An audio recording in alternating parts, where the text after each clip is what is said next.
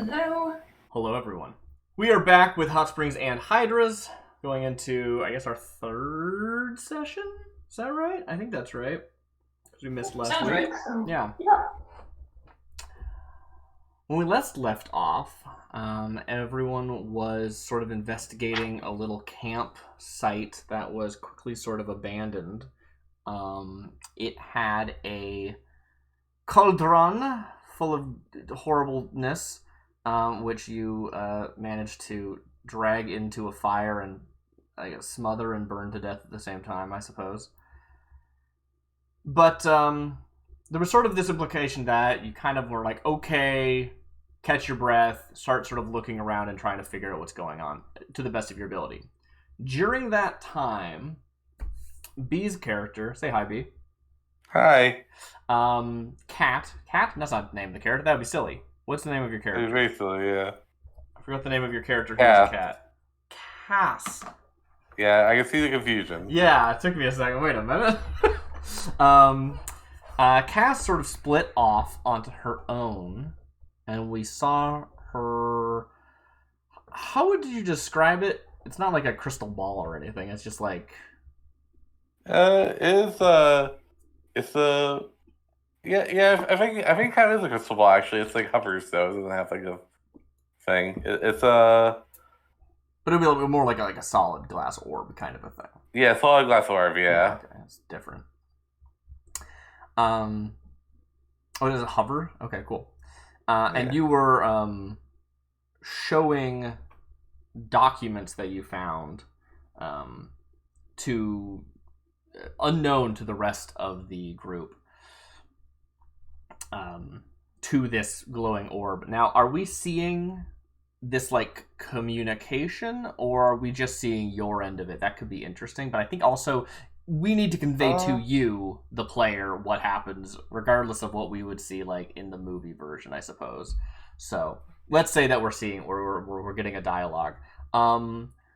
Yeah. How about actually? I kind of like the idea that we sort of like see that bit again as we sort of cold open this episode, from the perspective of your communicatee. Would you like to describe what we see? All right. Yeah. So yeah, we're gonna cold open on this. Tell me what we see. So back in the capsule in like kind of a dingy, kind of not like, kind of a slightly crummy like kind of tavern room. There's a mouse. She is in like kind of robe similar to mine, green with like gold like patterns on them, but she is like much more kind of kept together. There's bunch of like magical bits and bobs like around the small tavern room, and yeah. Can I get coloration? Is that kind of thing you're going for? Yeah. That's beautiful. Can we get coloration for this character? Yeah, like kind of a white, like white fur. Like a lab rat. I know you said mouse, but that's what my brain went. Yeah. Yeah. Her tail kind of flicks around nervously. Yeah. And you say into it, "What are we gonna do tonight?" She says the same thing we do every night. I guess so. Is that what this is? So we see from her perspective. Does she also have like an orb, or does she have a different means of communicate with your orb, connected to your orb? I think it's also an orb. Okay. It's stacked on top of some books. It's like slowly, it like hover, kind of like I guess like mine, but like this is like kind of, it seems like more like this is where it just like rests. Okay. And it hovers like kind of, and also like my orb, it hovers like just a little bit stably, like just a bit off the surface. Cool. So I guess, I mean, depending on how big these orbs are, it's gonna be kind of hard to actually see what is like happening on the other side of it. So this seems a little bit inconvenient, unless it's only audio. Maybe it's only audio. Yeah. Oh. Or no, actually, no, because I'm showing her stuff. That would make I no think you're sense. showing her these documents. Yeah, no, it's like it's like I guess like you think of like an eyeball. I guess like it's like a glass eyeball. It's not. It doesn't look like an eyeball, but it's like you look at it and you see like as if you're looking through like Oh, it wherever sort of it's like looking through. replaces your vision. Like when you focus on Um, it, like you seeing like it's like in your own head. I I feel like you look at it and see. I just like don't know how the mechanics of that would work. I guess I don't know if That's it fine. matters. It's magic. It's okay. Yeah, Cool. it's All right. magic. It knows it knows. It's like a screen. It knows where to look. I don't know. Yeah. Great. So she's looking at this, and again, this is sort of like a cold open. We see the camera sort of moves around the room that we see this character in, um, and we see her saying, um, "Cass, that's incomplete. Looks like whoever you're following left a few pages, but not enough to figure out exactly what they're doing. Find me the rest of it. If we can find the Okay. entire formula, well, we could do something special with this." Hope so. As so I I kind of have to ask, what is what we're doing? It's not gonna make more of those things, is it? This is the first I've heard of that. I mean, You if know, you give me no, that yeah, formula, then we could make more, but no, I don't think we should. yeah, no, me neither. But Hmm, Jiraga was a genius. We can definitely use their work yeah, to make something great. yeah, I think so. Hope, Find me the yeah, rest, or bring me gotcha. Jiraga if you can. I'll, I'll see what you can do. Much love. Love you. And we'll cut to the TV opening sequence and cut to commercial and come back. All right. Whatever. I don't know what our opening sequence looks like for this TV show. Uh, Anyway, we cut back. We are in the actual clearing, and I mean, I guess that's the question: is do I want to sort of jump ahead, or do we want to pick up sort of like right there? I wanted to sort of do that little cold open scene, but otherwise, I'm happy to cut time forward a bit unless people have specific scenes. So if you have a scene, I would love for you to call it out and say, I want to do this scene. And otherwise, I think we should maybe jump forward. I'm happy to jump. Yeah, me too. All right. So we cut to, and we are seeing our group following a river. I think we probably see. I'm gonna say Flynn. I don't want to put words in your mouth, but I think we open on Flynn sort of explaining the signs that they found in the camp that led us to realize we should be following this river. And because you looked at this before, you saw that this was a river that was being used, and you think that the Jiraga, this wizard, not only was he using this river as like a source of water for whatever kind of experiments they needed. Water's a very useful ingredient in all sorts of things, also just to live and stuff. But you also believe that they sort of have gone down this river due to, I don't know, tracking stuff that I don't personally know things about.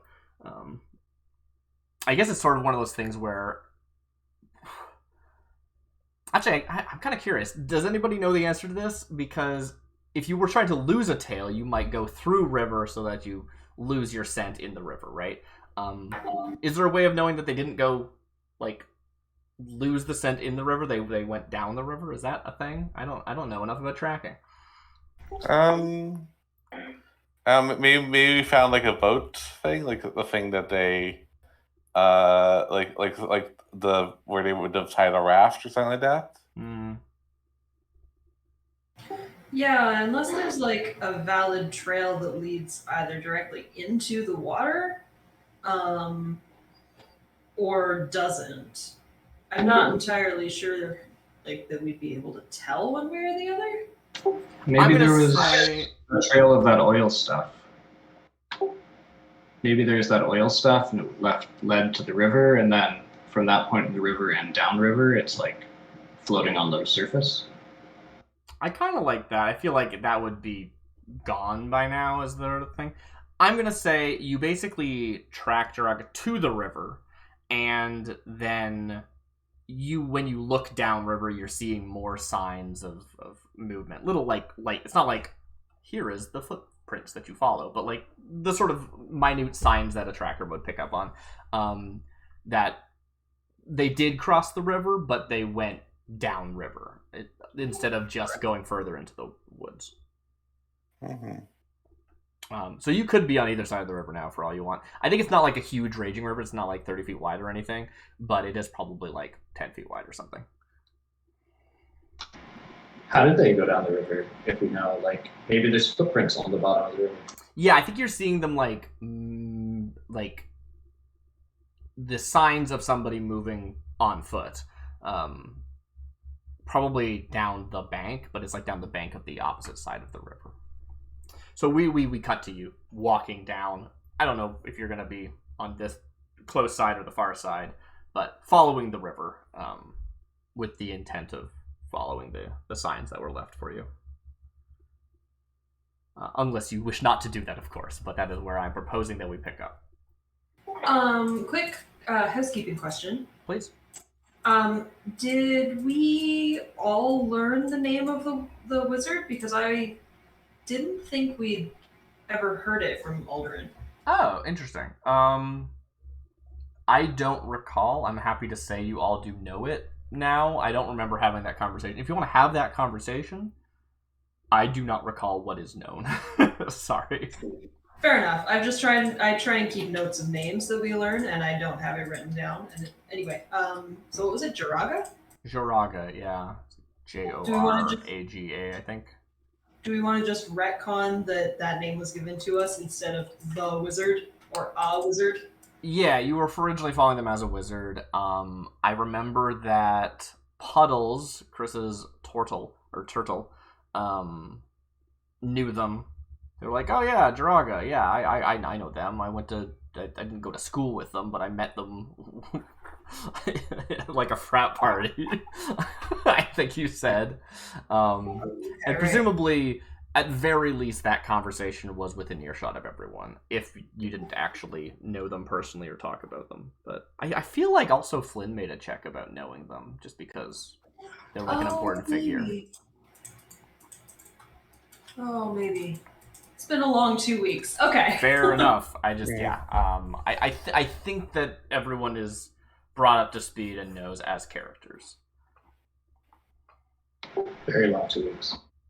Yeah. All right. So we're walking down the river. I mean, Aldrin has wings, so I would suggest that unless we have a particular reason to cross the river, there's no point getting our paws wet yet. Very good.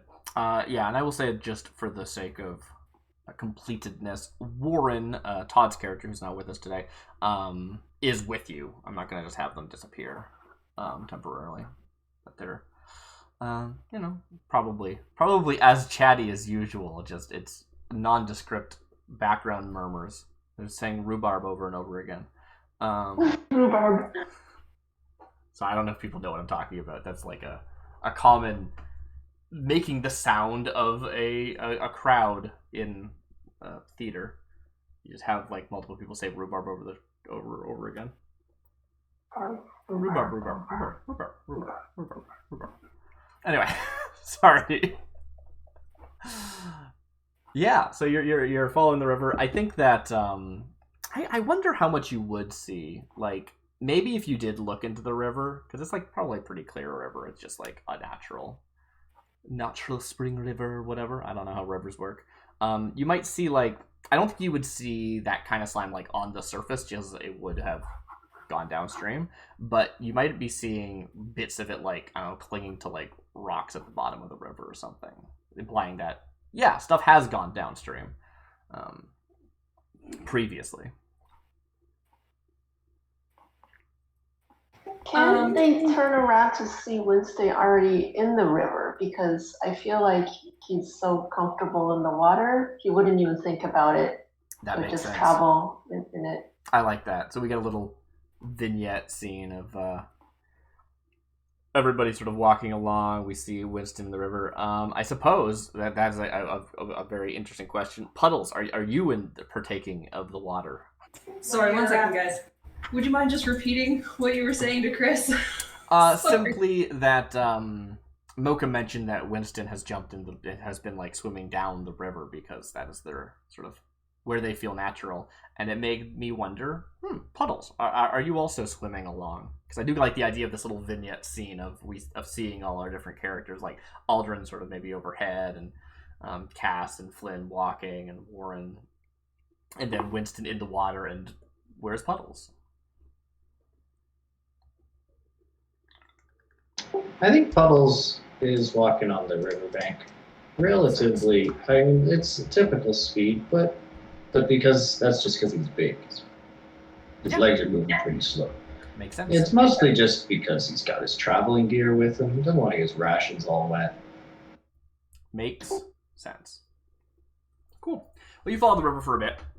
Until you come upon a thing. I never know how to do that as a GM. How do you describe people coming upon a thing? I don't know. You round the riverbank. I suppose. You crest the horizon every time, always. That's how that works, right? You see in the middle distance. Alright, what do my notes here say? You spy with your littlest eye. Wait a minute. I like that one. While your largest eye is distracted. That makes sense.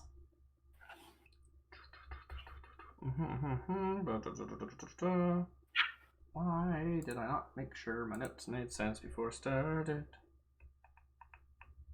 Because that would make things too easy. It would make things much easier. Well, it would make things like better for you, which is a thing.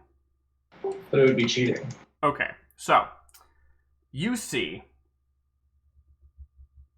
a bunch of stuff all at once because I don't know how anything happens in a way that is subtle and makes sense. First of all, you were seeing a sort of overturned small boat, like a boat that's not so big that it couldn't go down this river, but it is like not on the river. It is like overturned onto the shore, onto the bank, whatever you want to call that. And you're seeing this sort of drippy creature, sort of like biting at the boat, the back of it.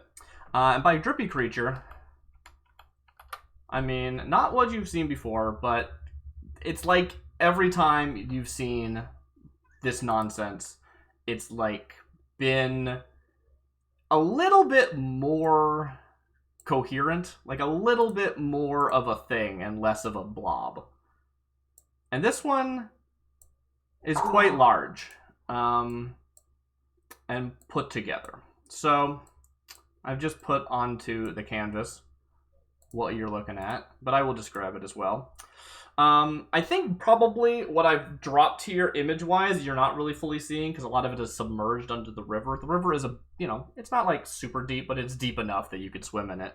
And you are seeing these sort of long, flexible necks protruding from the river, 3 distinct ones attacking this underside of a boat that's been overturned on the bank. One has sort of a beaked face, one has more of a crocodilian jaw, and one looks like a deer. I don't have any fancy way of saying it, it just does. Deerish. Yeah. So, it's par for the course. It's another thing. Oh no, I don't know.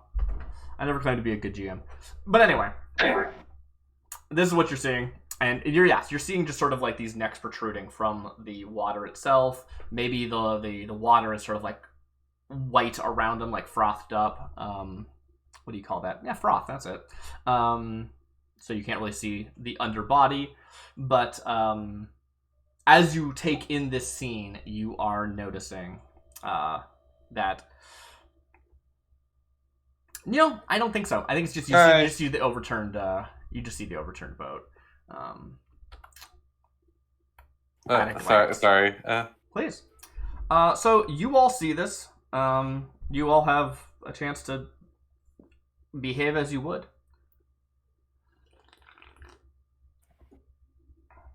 And I don't know how far away from you it is. It's however far you feel like is appropriate, because, you know, you see it with your eyes. Winston pauses, immediately glances at Puddles in a weary voice. Oh, my old friend! Please tell me you've spotted what I have spotted with my tiny, tired little eyeballs. Puddles? Puddles is frozen in shock, apparently. Apparently. It is me.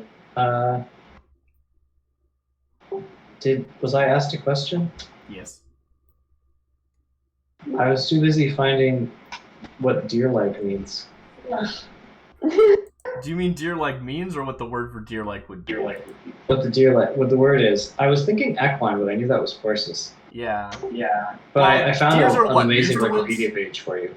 Deer are mustelids, right? So probably like mustelin. It's actually cervine. Oh, there you go. Or elephine. That's Or venison. surprising. Venison.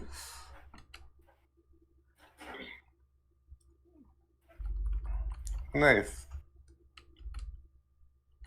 Well, Winston was simply asking, like, did you see what I see out there, my good friend? Okay, that kind of a thing. Is it difficult to see? Well, I mean, you see it.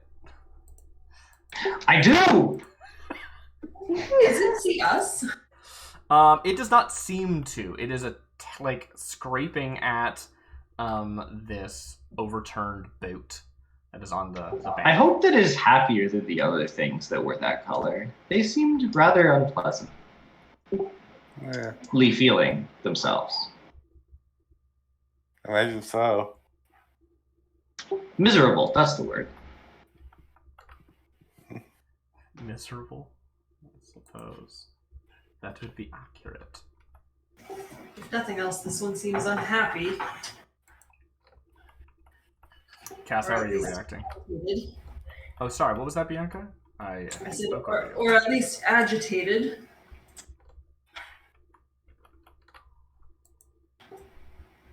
Why is it attacking a boat? Yeah, you have time to like. Maybe it likes to eat boats. You do have time to like look around and assess the situation if you wish, as opposed to just rushing forward, because it does seem to be preoccupied.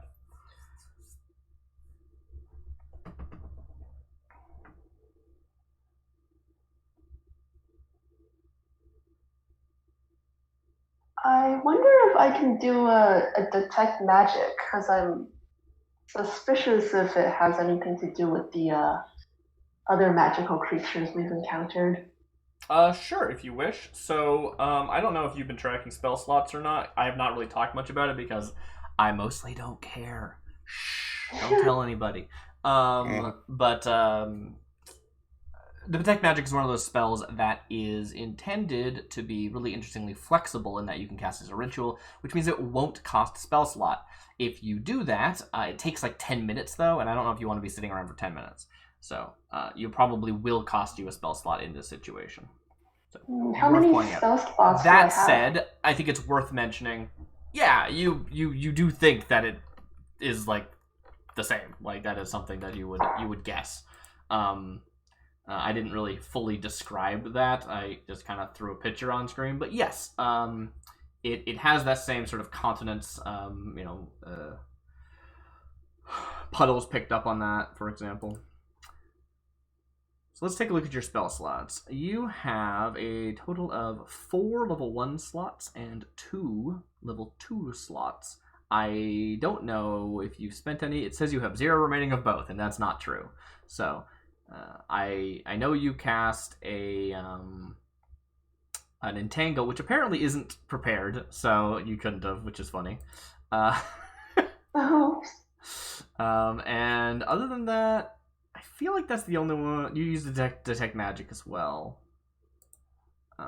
So I'd say you probably have 2 first levels left, would be my guess. And You can repair the same number as your slots, right? Is that right for druids? no, you can prepare. I think it's like your druid level plus your wisdom modifier or something. So I think that's right. So wisdom of 3, druid level of. Well, we started at 3, right? Yeah. So 6, which happens to be the same, but I don't think it's inherently the same. It just happens to be. Oh, it's not per level? No, it's not per level. It's total number of spells prepared. You do have a few spells that you get for free from your land. I am pretty sure you took the Circle of the Land, so you got some free spells. I don't remember which ones they are. I don't want to worry about it that much. You got magic. Have fun. Awesome. Winston's gonna, spin around on the water, sort of mix the ripples, and then just really see what bounces back. It's like echolocation stuff with the waves that he's making. Cool. So I think rules is written. This just sort of gives you stuff in an area. I don't actually know how close you've gotten, so it might not be in the area. I'm gonna say this lets you have the fictional positioning allowed to sort of make kind of like a perception check with magic. So yeah, just roll me like a perception check. I'm kind of curious. You'll be able to pick up magic in the area that you might otherwise not have been able to without casting the spell. I'm gonna say that. You're doing like a magical perception, but just roll a normal perception check. Perception. Where is perception check again? It should be under your skills. If you wanted to, I could hit the button. You're not Okay, proficient in yes. that? I figured you would be. Oh. Not your spells, your skills. It's I don't know how to point to it, but On the core page. Is it 13? it's perception. It says 3 because it's adding your wisdom. You're not trained in it, so you can just roll your wisdom basically. But it's sort of like right next to the wisdom and down a little on the core page. Yes. Yeah, on the first page. You've got it. Hey, roll a 20. Very good. So you sort of feeling out for the magic. First thing you get is, of course, this thing. This thing is, very magical. Is it inherently magical? I don't know, but it was definitely created from magic. It is the result of transmutation, which was previously established. But you were also picking up on something interesting. Actually, I'm kind of. I guess like that's something I'm privy to, but like, I'm kind of curious about like if there's like what if it's transmutation? What is it transmuted from? Is from like. You would not inherently know. The going theory seems to be like dead stuff. Flynn was last time considering that he's noticed more disappearances lately than previous and hadn't sort of put that together until last time. That is still unknown whether or not it is connected, but he can't help but think that. That said, that wasn't a story that he shared. That's just what we know as players. Yeah. Winston, you feel this thing, transmutational source. As far as like any other thing, does it have magical ability? You can't necessarily you're not feeling any sort of innate magic to it other than its source as being transmutational.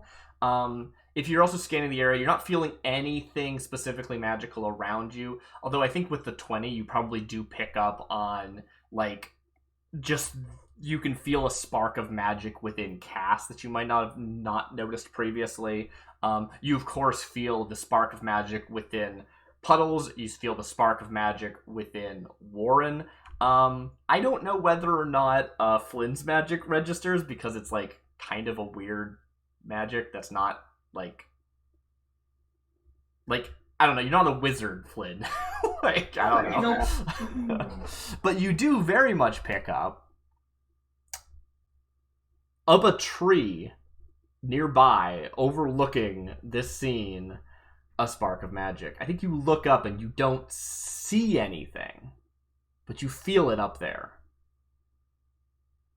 And it's basically, and by up I mean like, basically, like, just off the shore of the river, right next to the creature in the river, and then up like a good, I don't know,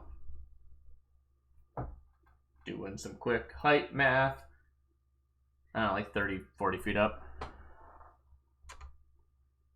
Winston, I think, glances nervously back at Puddles, his old familiar friend, and he shares what he found and asks if Puddles senses similar things. And he sort of points towards the tree and asks, do you feel that, or is it just me?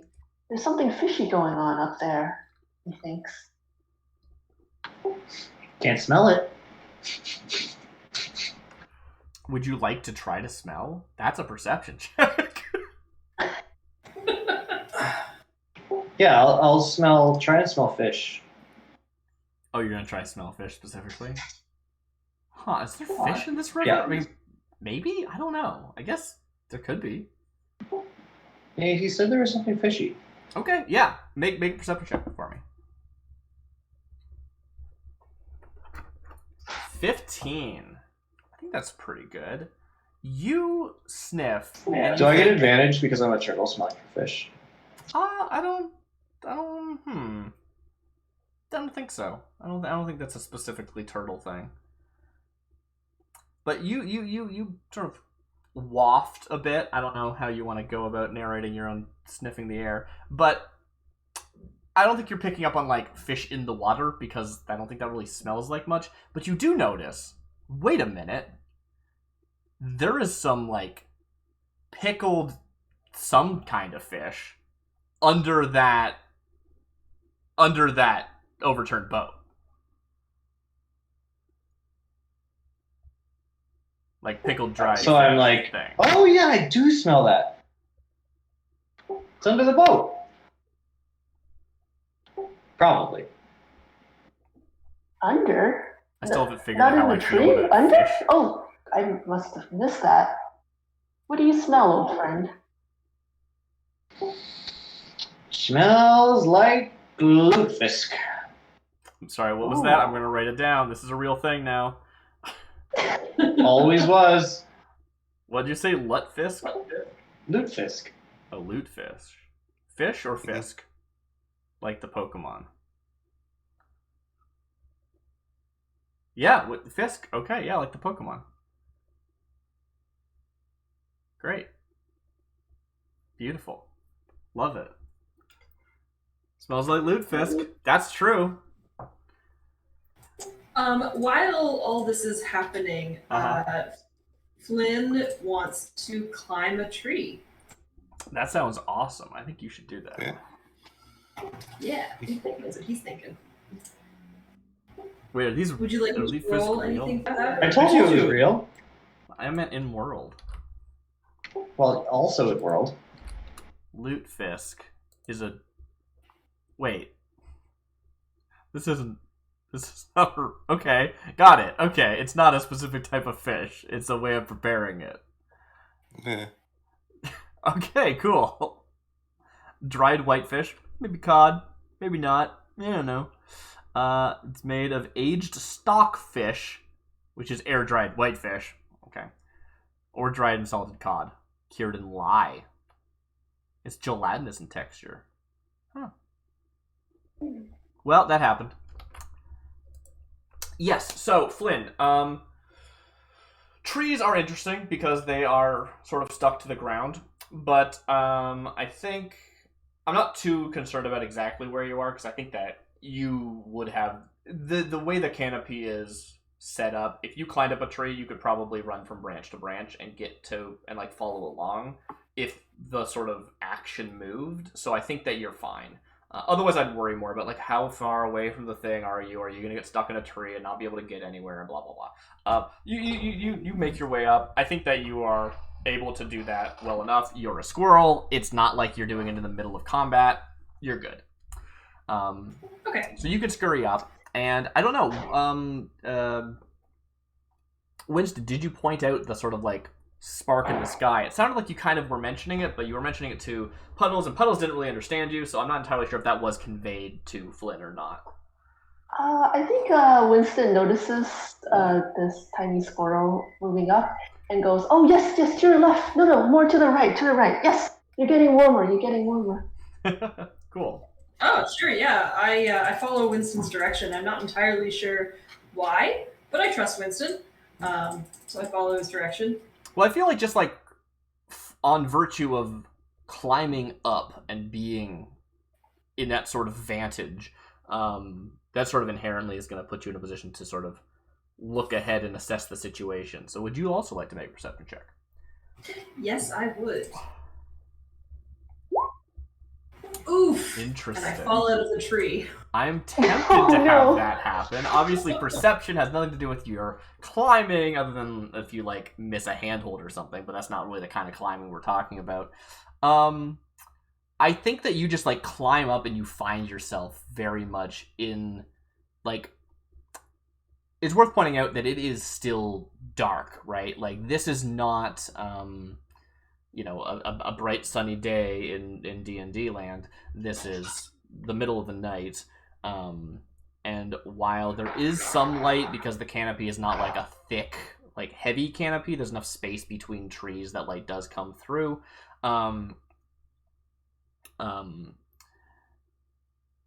It is dark, especially up here where branches are, and you are not really being able to make out much from where you are.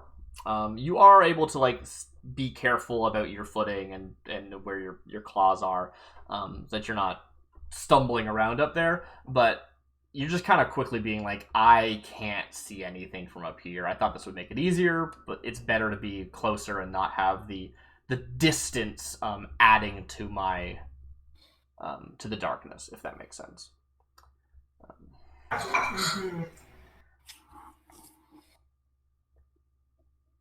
I'm almost Can I tempted see?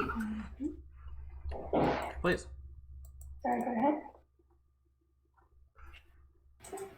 ahead. Can I see like at least as much as what we've already discussed, like the ground and the creature and my party? Yeah, I'm gonna say you like look down. You know where to look, so you do see them, but you're realizing that they're like very like they're difficult to make out if you didn't know what you were looking for. So seeing anything additional is not working. Can you make me a wisdom saving throw? Me? Yes, please. Cool. Yeah. So I'm gonna come back to you. Down on the ground. Okay. I'm not on the ground. All right. You're not on the ground. You're in a tree.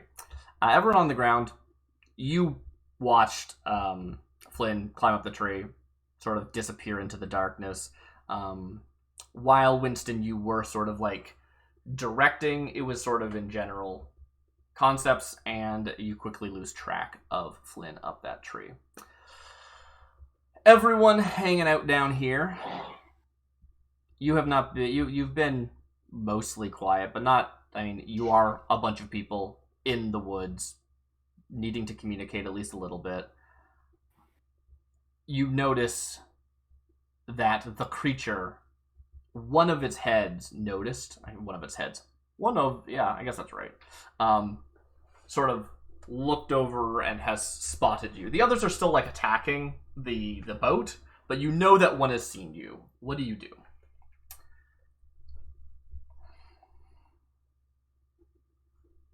It look like it's like ringing up to like go for us, or is it or is it more focused on the boats? I mean, if you'd like to wait a second and see if it does anything, then you can forgo. Is there a way I can read its intentions? Could I roll Yeah, for sure. that? Roll an insight. That's what insight's Yeah, for. I can do that. Yeah. Roll insight on monster. I won't give you disadvantage, but it's going to be hard. Okay, that's fair. I mean, it's not like trying to read a person, right? 15 is good Yeah. though. That's a good insight. Yeah, it spotted you and went, "Oh, that's easier prey. This is not a thing under a boat." And it will take a moment for it to be like coordinate because its body is just like not coherent and is still, even though it is more put together than what you fought before, it's still like a pile of gross slime, kind of. At a certain point, that is what it is. Yeah, so I think it's gonna be like, run and get out of the way, and call everyone to leave as it's about to attack us. Am I acting like it's more imminent than I'm seeing? I mean, you're not super sure of its mobility options, to be fair, but I don't think it's an inaccurate thing. I have been sort of picturing you a decent distance away. It would probably take some time to get to you in the first place, but yeah, that seems reasonable. It seems reasonable that you might want to run or duck for cover or something. I don't know. Yeah. But yes, the idea of it is going to try to rush over here and attack is definitely the correct assessment of the situation. However you wish to go from there. So we should probably get to the tree line. Great. And they start hanging over that way. I mean, yeah, that's reasonable because the trees would thin out at the actual river. You sort of maybe duck towards the tree that Flynn had climbed up, because they are large trees, to remind. These are sequoia type stuff, right? Yeah. Cool. Does everybody sort of follow suit? Yeah. I think that's the I'm gonna safest try yet. and Puddles? Oh, I don't move so quick. Cool. So we see everyone sort of start to scurry on Cass's signal. You are moving towards the tree that Flynn is in, presumably. You, of course, are not actually seeing Flynn. Flynn, you have not responded. I'm going to get back to you, don't worry. And as expected, the creature starts to sort of lumber forward. It is a very awkward movement. One side sort of rears up. You see this big clawed arm come out of the water and then splash back in, and then it sort of almost hops forward with the rest of it. A wing splashes out of the water and tries to flap to get air as it sort of clumbers forward. And it's just splashing water up. Now, you are behind cover, but it did see where you were. It is on its way. Anything you wish to do in preparation for it eventually closing in on you? I want to... Maybe we can scare it away. Yeah, I want to entangle it and make sure it doesn't get any closer. Very good spell. All right. Yeah, that is a strength save on my part. So, entangle, you're going to choose a point.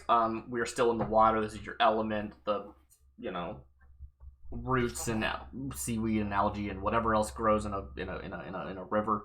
Probably not seaweed. You know what I mean. Spring to life. Are filled with vigor and grasp at this thing. It needs to make a saving throw. I believe it's quite good at this one, so let's see what happens. Hey, Darcy? Mm-hmm. I guess I say I would like to... I want to climb all the way up a tree, but I kind of want to climb up a tree to maybe get a good vantage point to maybe do a jump attack later on. Cool. Yeah, so this is in sort of you can prepare for its incoming in this right now situation. So the total roll after modifiers of the creature was a 13, and your save DC is a 13. I believe that means that it saves, but I'm not 100% sure on that, and it's more interesting if you succeed, so I'm going to say it fails. Honestly, so creature in the area must succeed on a strength saving throw or be restrained by the entangling plants. So plants strap up around and like lash it down, pulling it into the water. It's lashed at a point. Now your maximum range with this is 90 feet, and then it's like a 20-foot square. So you could do this at any distance that you're interested in. Like, tell me how far away from you want to entangle it. Hi, Todd. Was Todd here? Probably. Oh, hi, Todd. I just walked in. I'm so sorry. That's fine. We have made it down the river. We have so there's a river nearby the camp. We decided to follow it. We have found a much more cohesive creature that was attacking an overturned boat, and it has noticed the party and has moved forward. Flynn has climbed up a tree and gone silent, and yeah, it just got entangled. So Winston, just give me a number of how far away from you want to have entangled it. Thinking maybe 3-ish meters? Alright, so that's probably like, I don't know, 15 feet or so. Yeah. Be like 10 feet. Great. So it starts coming forward. Everyone has a chance to sort of prepare. Cass, you said you wanted to sort of scurry up, not like climb the tree necessarily like to great heights, but to the point that you could sort of like get a vantage to jump down at it. Cool.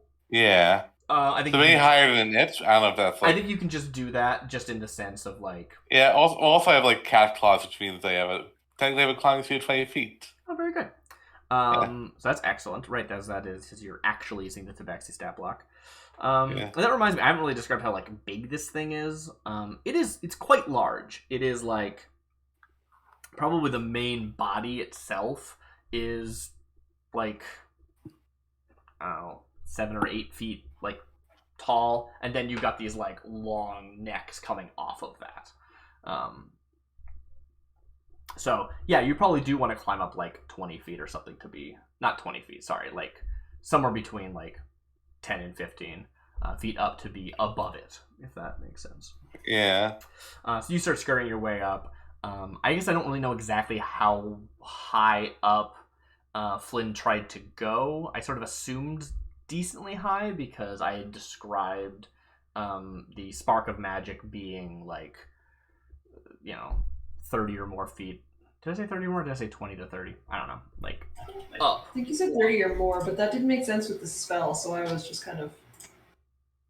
Right, yeah, that's why I asked for a perception check, to sort of like, you're using the spell to ground yourself to be able to like perceive magic in a larger area, as opposed to using the spell Rules is Written, because Rules is Written, it would just like wouldn't do anything, kind of.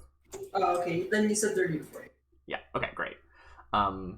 So yeah, you're probably like, I'm guessing that is about the range that you went to, Flynn, but I realize I didn't ask specifics. Specifics can always be so cumbersome in D&D. So, yes, Cass, you can do that because you just have the time. You noticing ahead of time and getting everyone coordinated is basically buying you time to prepare, even if it would take a little bit of time, and even if you would normally not really be able to do it under duress, as it were. Puddles, what are you thinking?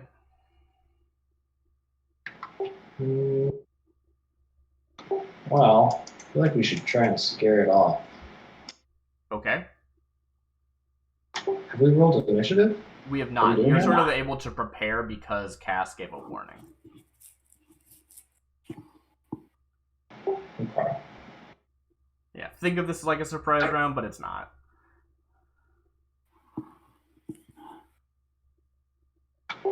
Okay. What's the boat made of? Wood. Some variety of wood.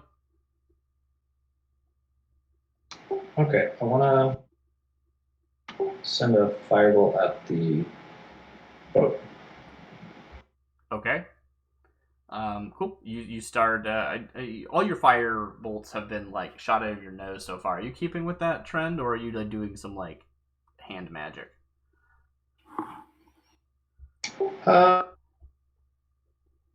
This one might be.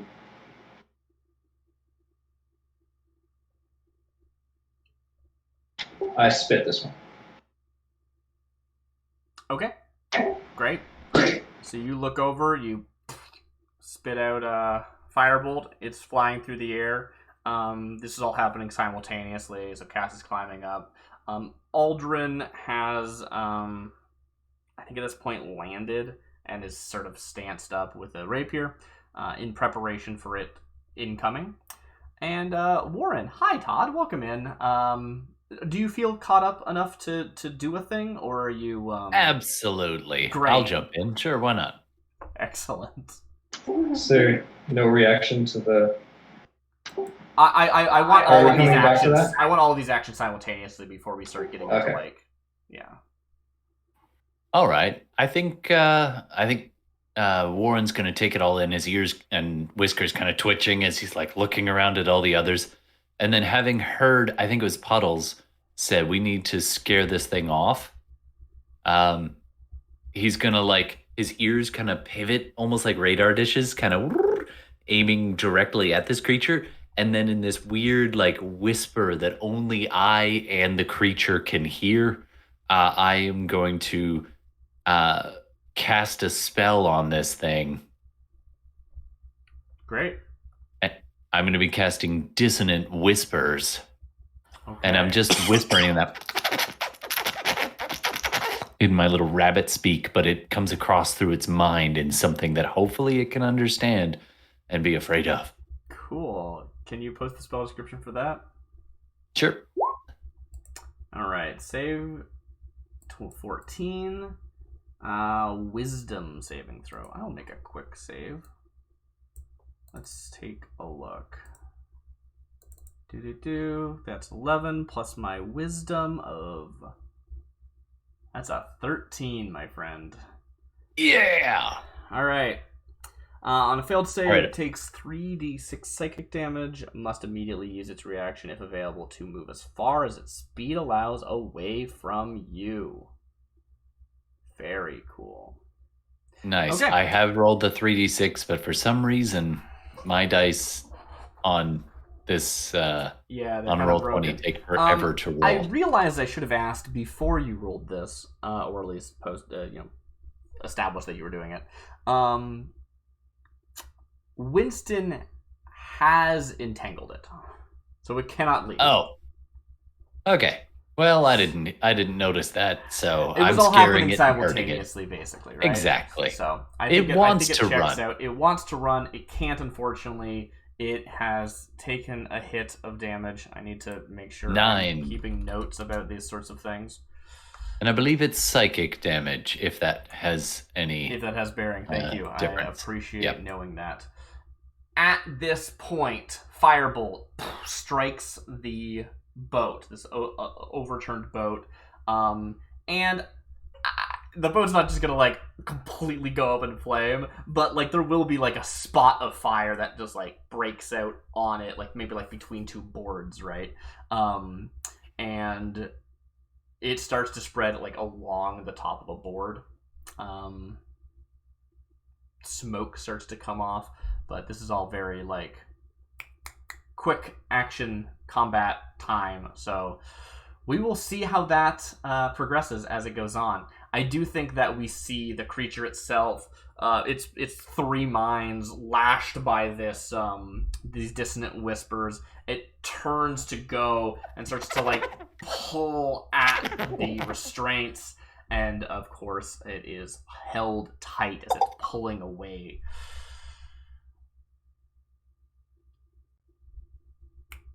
Flynn, Yes. you are up in this tree, and you have found you are unable to move.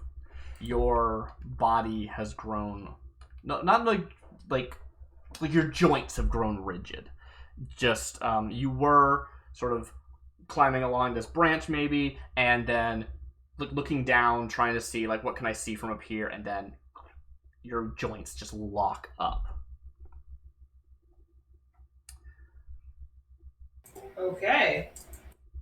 You watch as the creature had moved forward during this time, and then the entangling spell grab it. It starts to like pull away. The firebolt flies by. Can you make me another save? Because I think this is an every turns type of spell that has affected you. Wisdom, please. Okay. You continue to be held fast. You're straining against your own joints. You cannot move. And Am I like you hearing see voices coming or towards you, you see a dark shape starting to hop from branch to branch ahead of you at your plane. Everyone on the ground not seeing any of this. Cool? Oh, good. Cool. All right, everyone, please roll me initiative, and we will get this proper started.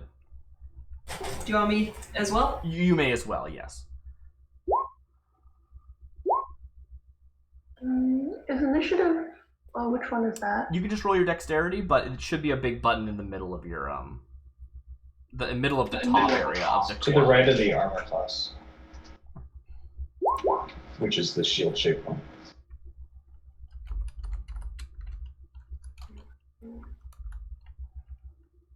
I did Be click if I the roll button. again? Oh, there it goes. You'll get there eventually, yeah. Sorry, Ooh. what was that, Bianca? Should B and I roll again? No. Your situation will break that tie. Okay.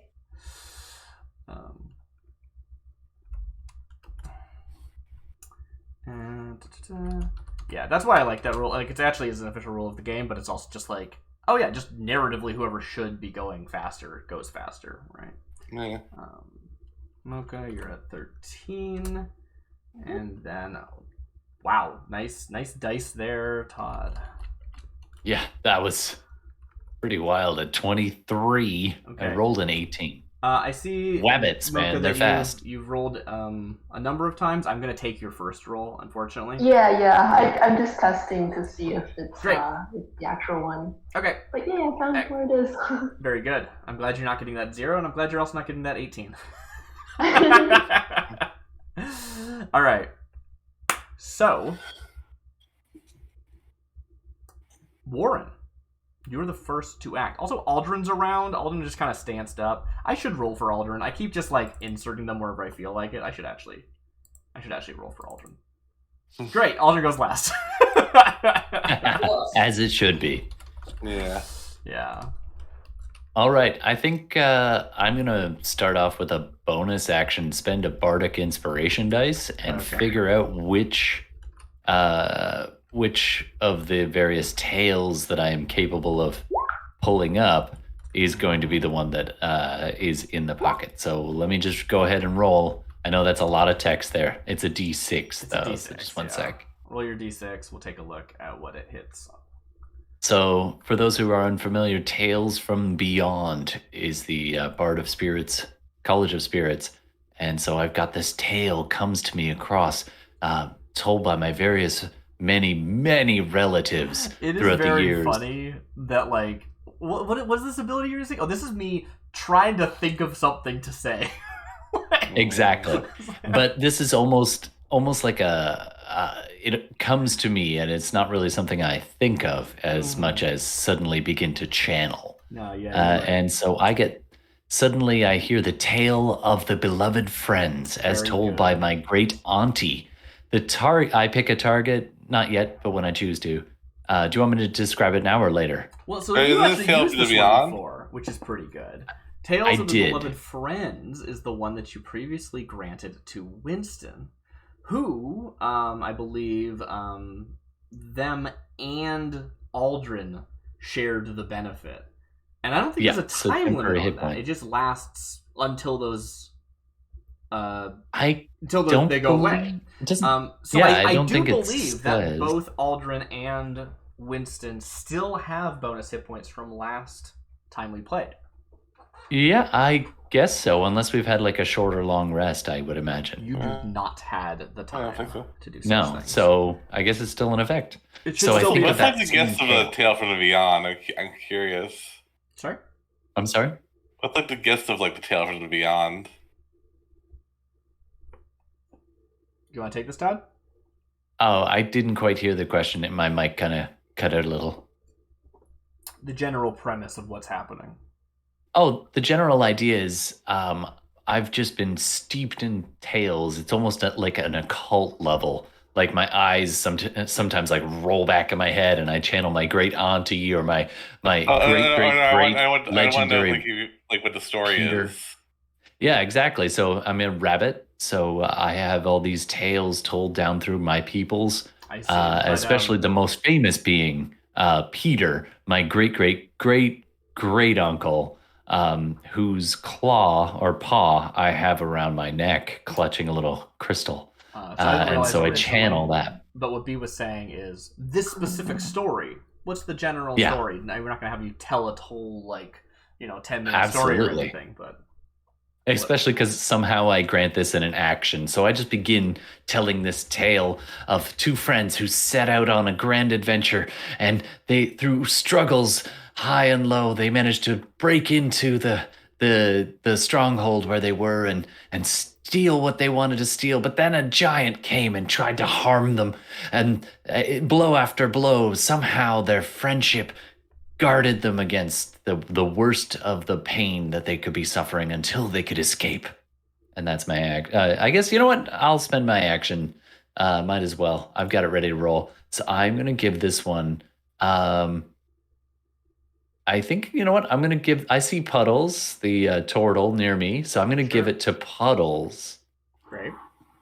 And so you get the mechanic is you can choose the target, that's you, and another creature of your choice, Puddles, that you see pretty close to you, gain 5 feet from you. Oh, is there anybody else 5 feet from Puddles? You're all basically in the same area until you start moving. You sort Okay, of jump so I'll behind give- this tree for cover during your preparation stage, so yeah, you're all Sure. you're all close enough for our purposes. So you get to pick one other person there, Puddles, and they gain temporary hit points equal to a roll of my bardic inspiration dice. So that was 3, and my charisma mod, which is 4. So you get 7 temp HP. I do believe you would roll the die Love again, because otherwise Oh, it's I always roll the 3, die again. right? Yeah, that's true. Yeah. All right, watch it get a 1. Watch it get a 1. And it's still rolling. Yeah, I don't know what's Right. up with your connection to Roll20 I servers. don't but even know. It's whatever. That was going to be a drum roll, but I didn't have that sound effect ready. It's still waiting. So anyway, you'll get a soon-to-be specified amount of temp HP. Mhm. And pick somebody who gets it too. Yeah, I do believe I technically. Sorry, go ahead, Chris. Nothing. Just like, okay, that's cool. Okay. Okay, Yeah, so- I do believe technically that you get to decide, Todd, but I do like what you've been doing with it and saying that the target gets to decide. Yeah. Yeah. Absolutely. was So a go ahead three and again. pick there, Puddles. Oh, do we want to use it right away? Yeah, it's temporary hit points until you rest or they get used up. Okay. So you get them Um, and somebody else nearby you. The beloved friend, presumably. Of course. I mean, I am right there. So yeah, it'd be Warren. Warren. Warren, Yeah, of course. that makes sense. Sweet. The only We'll get them, buddy. fast friends already. Great. I feel And like that's my turn. is that your entire turn? Do you have does that take a full action? It's a bonus action, a bonus to figure out what tale I'm going to tell, and then an action to grant it. Oh. So, and I'm just going to stay hidden behind the tree. Use an action to target creature, including yourself. There you go. Great. That seems great. I like the idea that you sort of tell this tale quickly, like with Puddles, and you both sort of bond over that. But Winston also sort of is sort of reinvigorated as well because they remember the tale that you told previously, that they shared that moment with Aldrin. Mocha, what does Winston do? Oh, I think Winston at this point is crawled out of the water and is sort of like, I think he'd be kind of nervous about Flynn, who's still up in the tree, right? Mm-hmm. I'm wondering if he should go up there, use spider climb, and then check things out. Because he's still in his mind, he's like, there's some sort of magic there. I kind of encouraged this tiny little new friend to go up there, and now he's disappeared. That sounds good. Spider Climb. That is a spell that you know. It takes a full action to do, but you still have your full movement. So yeah, that would work. So what does it look like when you cast Spider Climb? Maybe he kind of like stomps the ground a little bit. The ground kind of turns muddy. The mud kind of like grapples onto his like hooves, where it's called. Nice. And it becomes a little bit sticky. And then he just makes his way to the tree. Great. Yeah. So you're sort of concentrating on this entangling spell. That's a good question. Is this concentration? Spider Climb is concentration, and I imagine entangle also probably is. I probably shouldn't let you do both unless you want to drop the entangle, which you probably don't want to do. It's more interesting if I just let you do this. D&D! No, I understand why D&D is the way it is. It's like that because you'll have people exploited if they don't be strict about rules like this. I'm going to say you can do it. I don't care. Yeah, go for it. But yes, technically speaking, they are both concentration spells, and you can only have one concentration spell at a time because you lose concentration on a previous one if you make a new one. That's how that rule works. I could propose a house rule. Please, go for it. You could say that for every additional concentration that you're maintaining, you have to make a saving throw each round.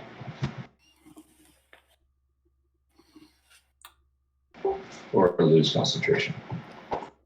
Don't you have to make a saving throw when you take damage while you're concentrating? You do. Could be the same thing. Okay. Yeah, I like that. You're gonna make a saving throw at the end of the round, or drop one of the two spells. But also, just as a general rule, it is still up to my discretion whether or not you are able to cast more than one concentration spell at a time, based on the situation, right? Because some definitely would be very overpowered if I just let you stack a whole bunch of concentrations all at once. But stuff like Spider Climb, which is like pure utility, I think that's just interesting to be able to do both. Spider Climb shouldn't be concentration, in my opinion. So, yeah. I like that. So please, you cast the spell. We see you sort of like get the mud imbued with magic, and maybe it sort of even like soaks into your hands, so you don't actually like see the mud on you all the time, but like it's like absorbed into you, and you can like put your paws on the tree and start to scamper your way up it like it is horizontal. You have 30 feet of movement. You start to scamper your way up. Cass, you notice Winston galloping up the tree. And Winston, you will get to a certain point. I'm going to say, yeah, you sort of get to the end of your 30-foot movement, and you can spy where Flynn is. Flynn is sort of like body stiff. I'm almost thinking like sort of down on all fours on like a branch, the way like a squirrel would be. I don't know if that makes sense or not, but also don't want you just to like gotten paralyzed and fallen out of the tree on your own. That also seems unfair. So I'm going to say that's what you're seeing. And you can also see this sort of dark shape moving its way closer as time ticks. But that is the end of your turn at this moment. Winston, please make me that Constitution saving throw. So that would be for you. It's +3. Constitution saving throws are under your proficiency bonus above your skills. Oh, you've done it. Nice. So you feel the two different spells grappling with each other, and you manage to maintain both of them. It's weird. The whole Constitution save thing is because you're sort of taking damage to and then you need to like shrug off the like harm, I guess, to maintain your spells. I don't know. Whatever. I'm gonna stick with the Constitution save because Constitution saves don't get used enough, honestly. Great. Also, you're actually super good at Constitution. I forgot you were like super buff. No. You're super sturdy. You're not like super strong, but you're super sturdy, which is great. Moving on. Puddles, what would you like to do?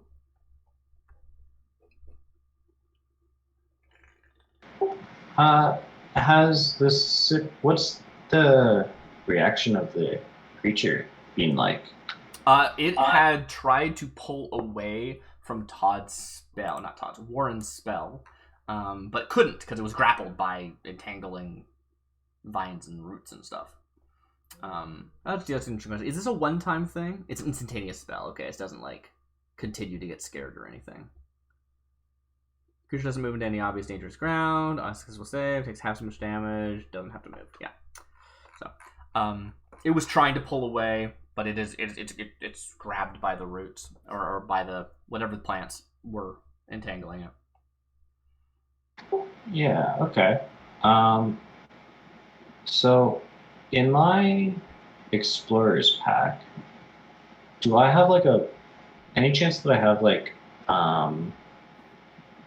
a thing of lamp oil? Yeah, of course. Go for it. Cool. Well, I'd like to. I'd like to get it out and like throw it at the thinger, at the Hydra monster. Well put. This is a Hydra. Can't believe it. Yeah. So you're just gonna throw oil on it? Yeah. If I still have action economy, I'd like to try to light the oil on fire with my flame bolt. You would need to coordinate that with somebody else.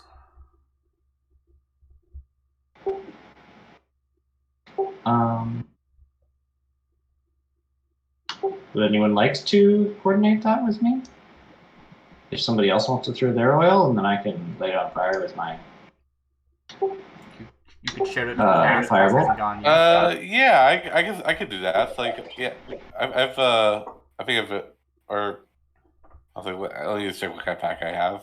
You'll have oil. It's Yeah, fine. it makes Don't worry sense. about it. Yeah. cool. Fire has worked every time so far. Yeah. So Yeah. I mean, I could Also, I probably, feel like we I'm could gonna probably find a just way to win this throw it, conventionally with some firebolts, but that's not as much fun. So maybe you see me fumbling around in my pack, and then you get some oil out of your pack, and I'll like hold my action until your turn, and we like All right, cool. we're doing a little bit of yelling to each other. Are you up? Yeah, are you up in the good. tree? Yeah. You're the one up in the tree. Yeah. I'm not all the way up in the tree. I guess there's three of us up in the tree at this point. There are. But Okay, cool. I'll hold my action until your turn. yeah. Great. Excellent. So we see you sort of like thinking, okay, oil. I don't have time. You look up, cast like gives you the thumbs up, starts to pull out a flask of oil, and you're like, all right, and you, I don't know, crack your neck. I don't know what you do, and Yeah. B, you're next. Yeah. I'll throw the thing. So throwing a thing of oil would be an action, right? It would be if you were a thief, which is a subtype of rogue. I know that's confusing, but it is. You would be able to do it as a bonus action, but that is their special thing. It's why thieves are actually awesome, and you should play more of them. It's our special thing. Yeah. No, thieves are great. I love I'm not a thieves. thief. I just said that. Yeah. Although I don't know, like for all I know, Tabaxi just get that for free because Tabaxis are basically just the thief subclass, plus they get to take whatever other class they want. It's why a lot of Tabaxi aren't actually like thieves, because it's doubling up on the same skills. It's very D&D classes or races are weird. I mean, it's Cast Claws and Dark Vision, right? Was it something? Maybe it's just those, but thieves can also climb. They get a climb speed, so it's one of those things that they kind of like. You double up on the same skills, and it gets weird because you end up not getting stuff that you would normally get from your class, and it's a whole mess. Don't worry about it. I have opinions on D&D that aren't important. Nobody needs to hear about. Okay. Yeah, so you can pull out your flask.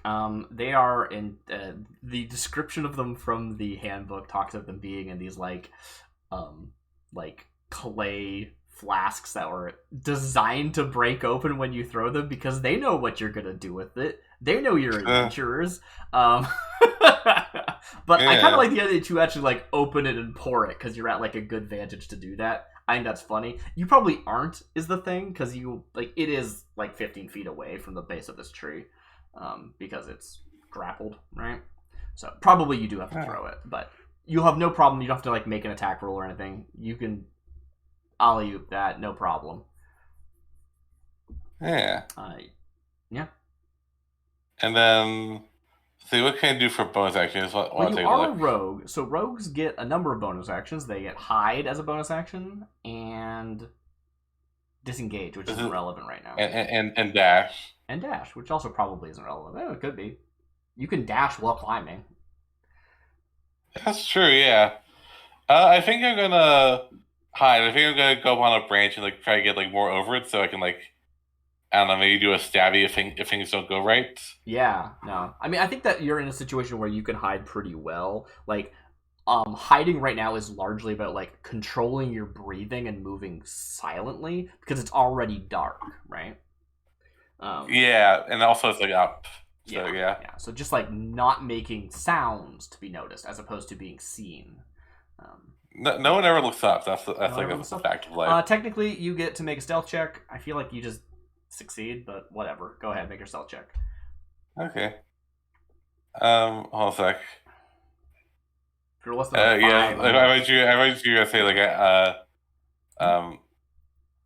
never mind. Yeah, I mean, I'm just gonna go. You also are able to like move if you want, right? Because that didn't cost your move; it just cost your action.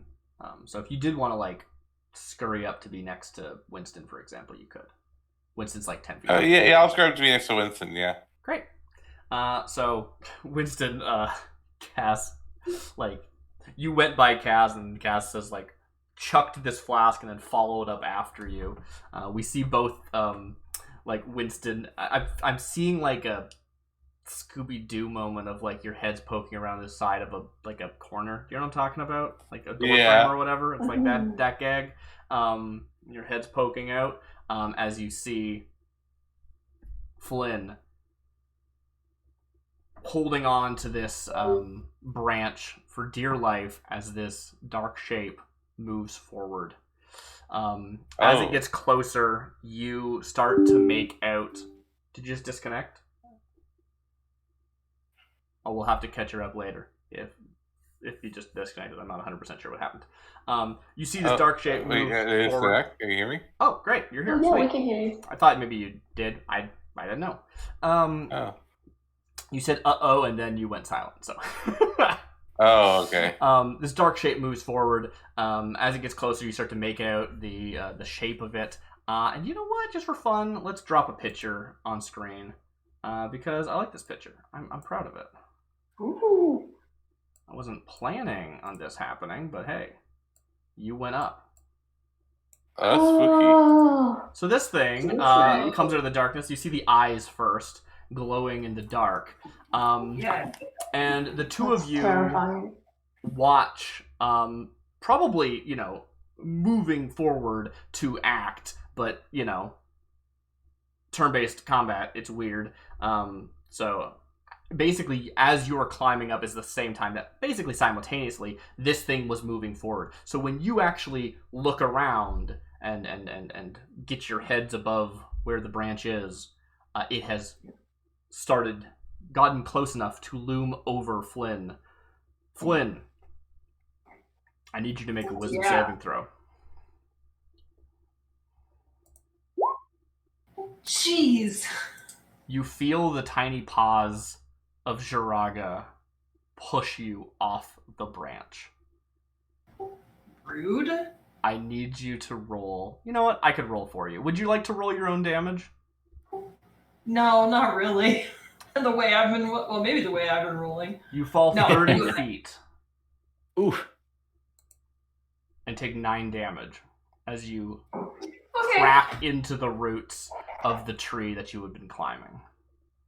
Jiraga looks up and sees the other two of you, and then hops. I'm gonna say they scamper further up the tree that you were climbing into the darkness, disappear. Great.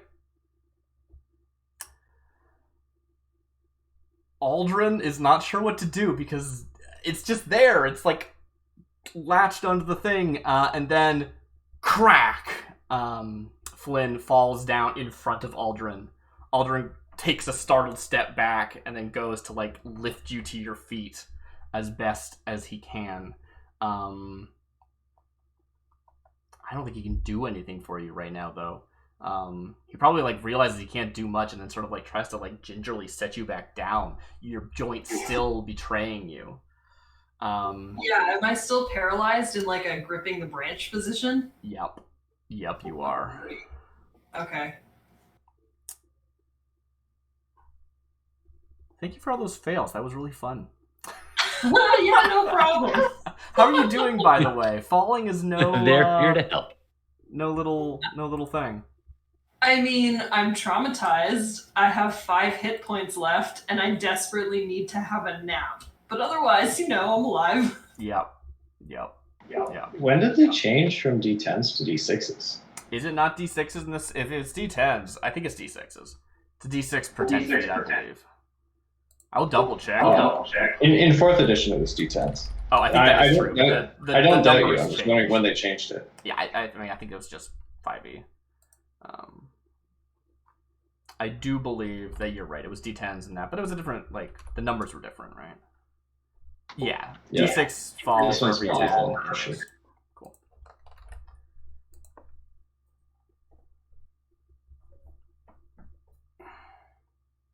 Anyway, you fall, and Aldrin tries to pick you up, doesn't really know what to do, puts you back down. And I guess, well, actually, I'm sorry, Puddles.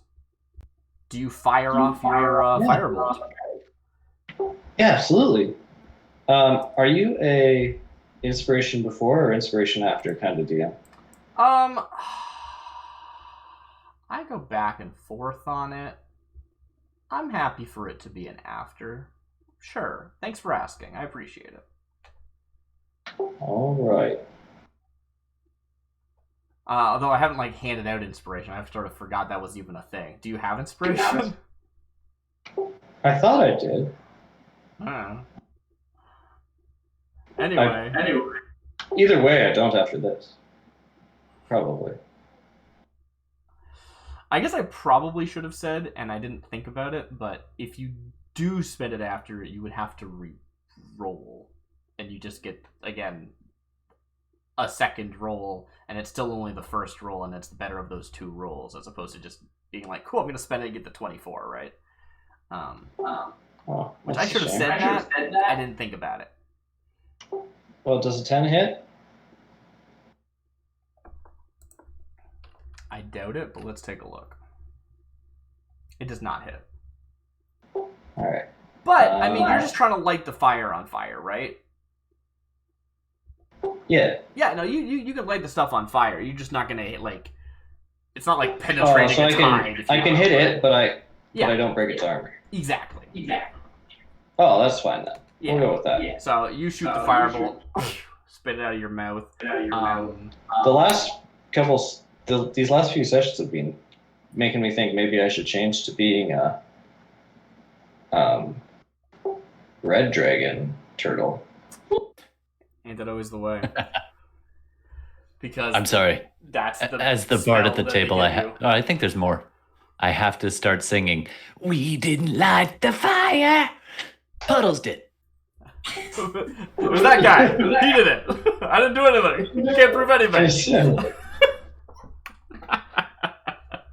Yeah, firebolt hits the creature. Creature is drenched in oil, and it's quite dramatic as the oil catches. Much better than the boat did. Damage. I don't actually know what the official damage on this is, although I bet the official damage is boring. But let's take a look just in case. So I'm sure there is an official damage. Oil flask says blah blah blah blah blah blah blah blah blah. On a hit, target's covered in oil. If the target takes fire damage before the oil dries, they take an additional 5 damage from the burning oil. An additional? Oh, like in addition to the firebolt damage? That's funny. Yeah, cool. I'm not doing it. It means 5 per turn, right? Because they're now on fire. I don't know. I'm gonna give you a D10. I am the kind of GM who really likes the one section in the DMG that says, here's how to approximate damage, and it gives you like a table of things that do different damages, and it's like stepping into a campfire is one of them.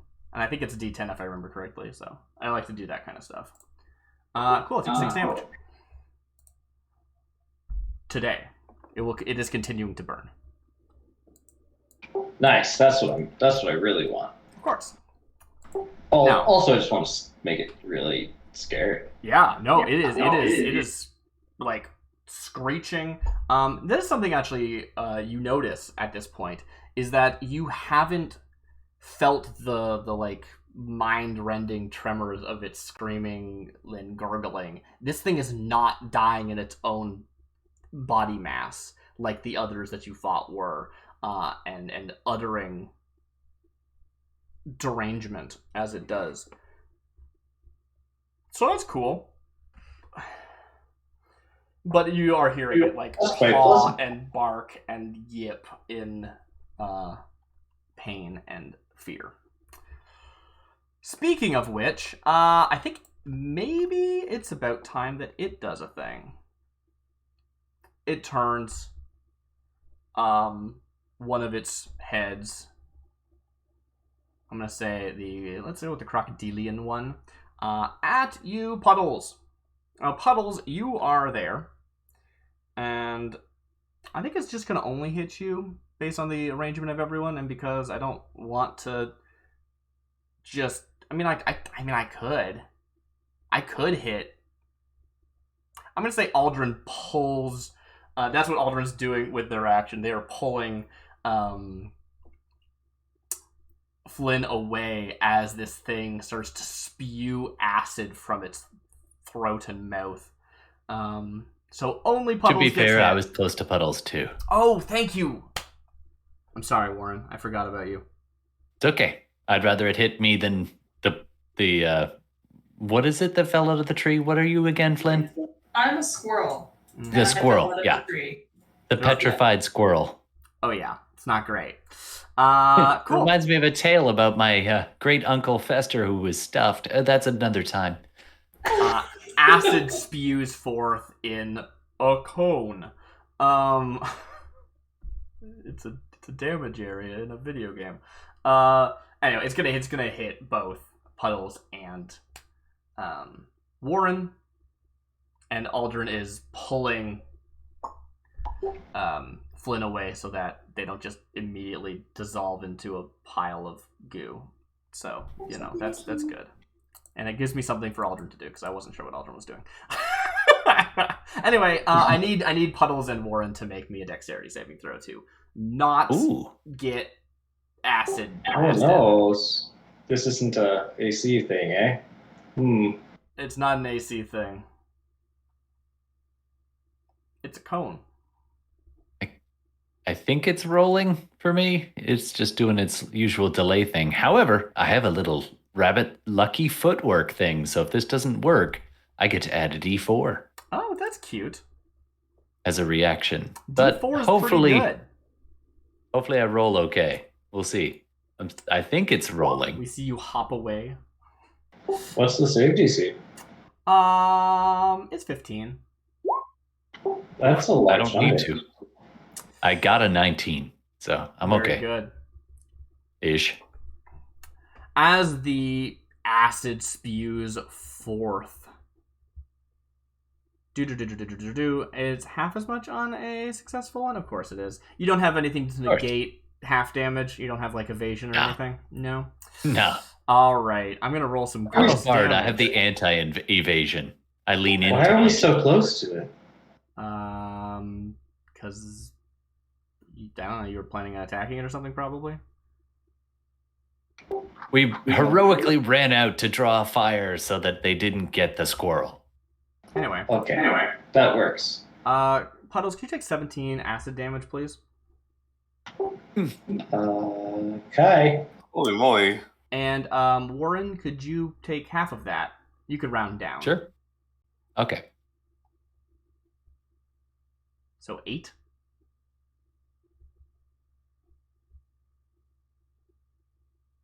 Great. Have I forgotten anyone? Right. Yeah, don't forget those temp HP. Yes, you do both have. Oh, I use those. Yeah, me too. The last thing that happens is you hear some squeaks a little farther down, and you see the overturned boat get pushed back and flip forward into the water, extinguishing the small burning section that was on it. And some more friends show up. Wow, look at these friends that were under that boat. Yay! Oh, they're so cute. I love these two. Everyone, look at my Aw. drawings. Oh, they're adorable. They're actual friends. For the podcast listeners, they are cute little yeah. mice. Yes, two mice people. I mean, I'll do it tonight. Two mice people push out from under the boat, being like because they noticed the fire. And they look back and they see that the creature. They're like a ways down because it sort of trudged forward to get to you before it got entangled. So they're probably like at least 30 feet away, if not more. I don't know. Distance is hard. And they look over. One of them is wearing relatively like plain clothes. They seem to have like a bag with them, and the other one is wearing more of like armory, leathery type clothes. I think they probably have a bow, which they sort of look up and go and they swing their bow forward. There's no time for them to actually do anything, but you can see that they're readying an arrow. Hey, you exist. Oh. Now, I would jump to the top of the order. Do we want to carry on or not? We're like 5. I guess we started a little late. Let's keep going. Deal. Great.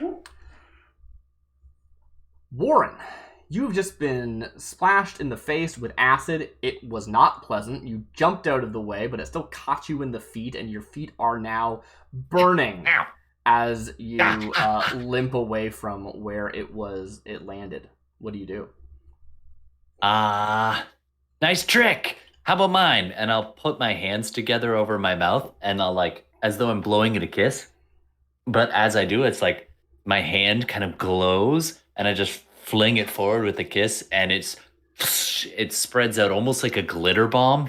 And it streaks out and bursts, almost like a glitter bomb in a balloon. And then as it bursts, it ends up in this kind of multicolored flame beginning to writhe around. I'm casting fairy fire on the Hydra. I don't think I've seen the other thing yet. That's going to be my action. Oh, so it does a rat guy? dex Is that what you save, I mean? believe. Yeah, that thing's up in the trees. They've sort of disappeared at this point, honestly. Oh, wait a second. Hold on. Sorry. Please. More important. No fairy fire, if it's okay.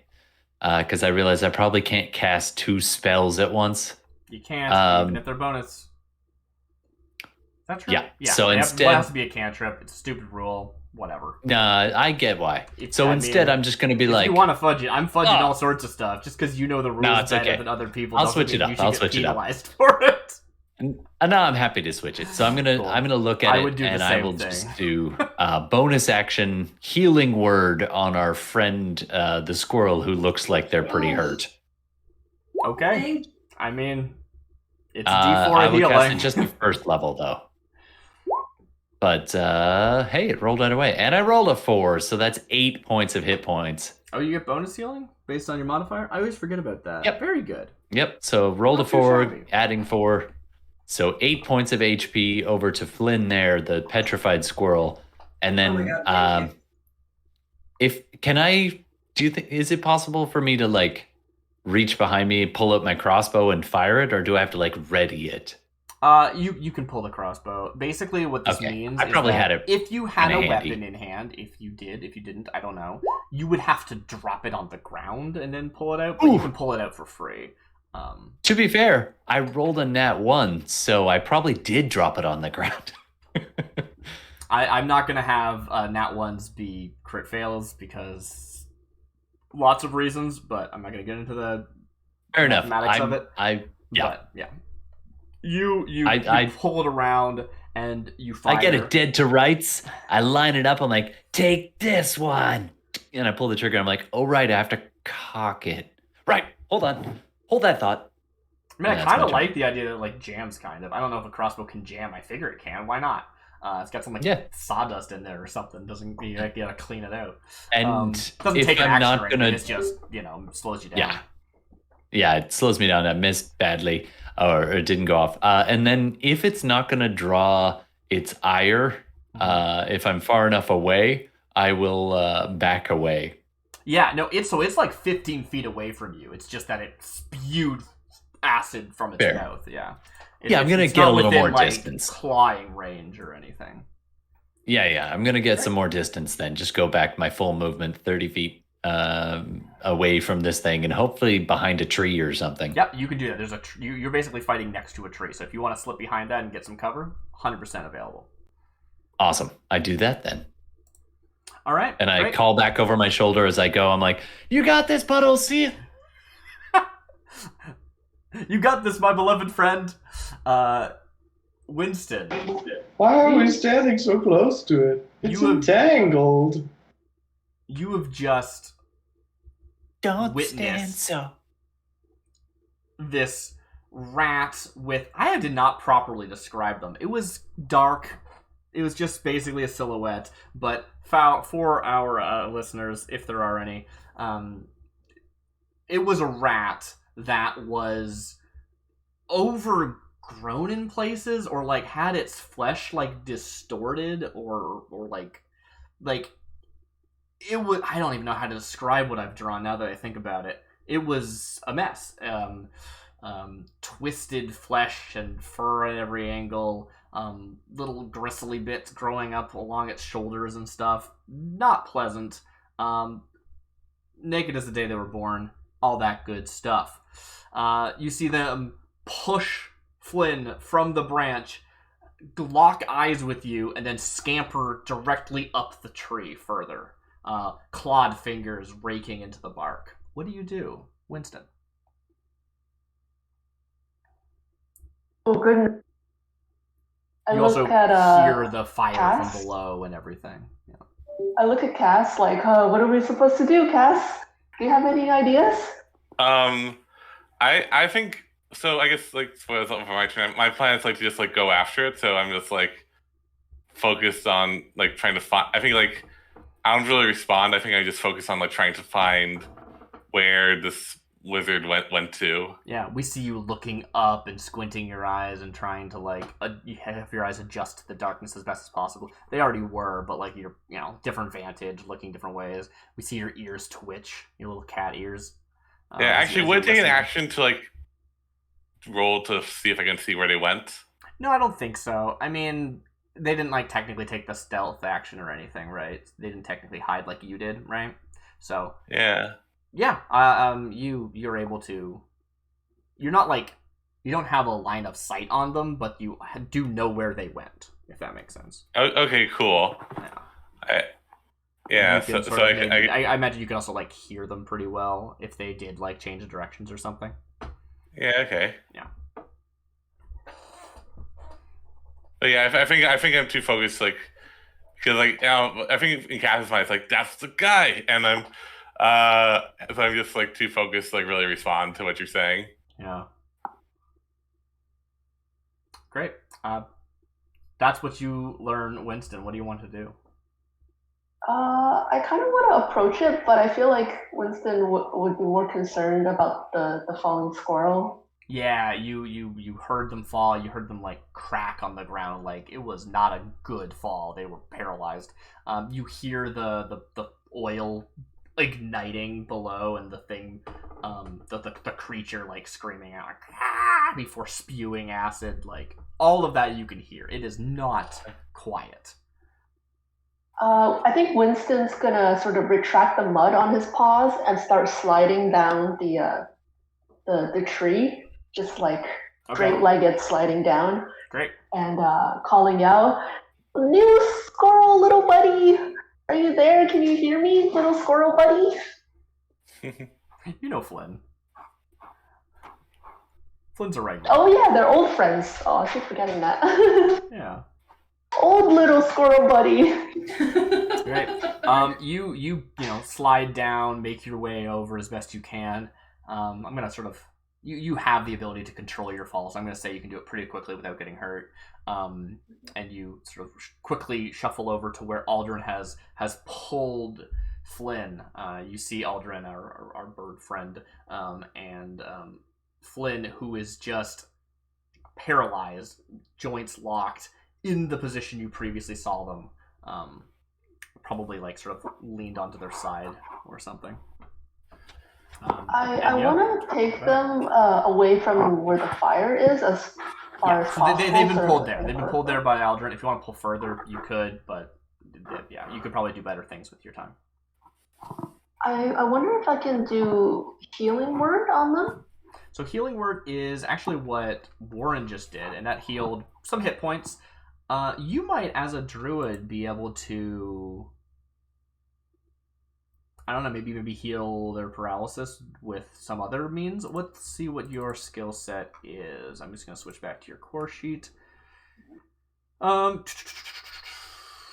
okay, it doesn't really say here, so I'm not entirely sure what your other proficiencies would be. But I like the idea that you probably have, like, herbalism kit or something, if you think that there might be something in there. That's the sort of thing that normally is a little bit, A, this is magical, and B, that's usually something that takes more time. You really can't do it in the middle of combat, but I'm kind of interested in letting you, if you wanted to, see if you could remedy something as opposed to heal hit points. I think I'm gonna. So Flynn is completely paralyzed right now, right? Like currently, can't move. Yeah. I kind of wanna help everyone with the battle, but I don't want to leave them in the open. Yep. Can I semi-bury them a little? You want to dig a little trench? Like, yeah. Yeah. Let's see. Did you take? Okay, you didn't take like the whole earth move cantrip, but yeah, it's whatever. You also probably can do a little scuffling and digging, but as a capybara, that should be behind, like, trees. That should be a class feature, a race feature, or species feature, I should say. I'm trying to be good about like fictional positioning that way, by granting specific features that have like mechanical implications. I'm trying to not do too much, but I do like the idea that you can do that. You can find something quick. Probably just getting like behind a tree or something is better. And I think as you approach, Aldrin's like, I'll take care of him.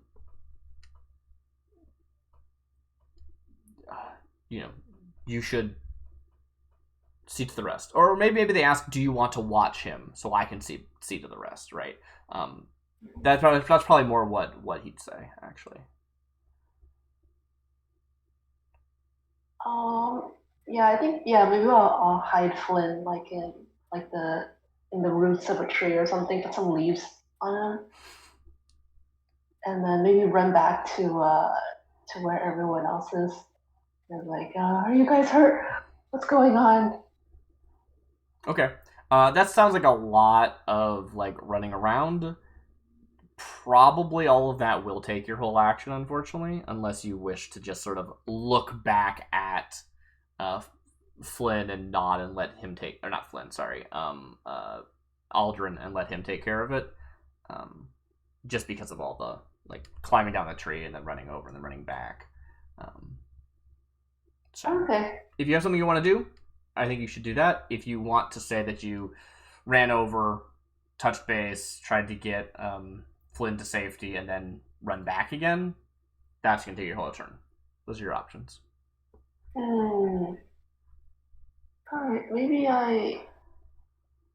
can I do this one but on Flynn? Barkskin? Is that gonna add defense points to them? So Barkskin changes their AC so that it's 16. Flynn's AC currently, what is it, Bianca? Do you know? My AC is 13. Well, is it different if you're paralyzed or? I don't know. It's an interesting question.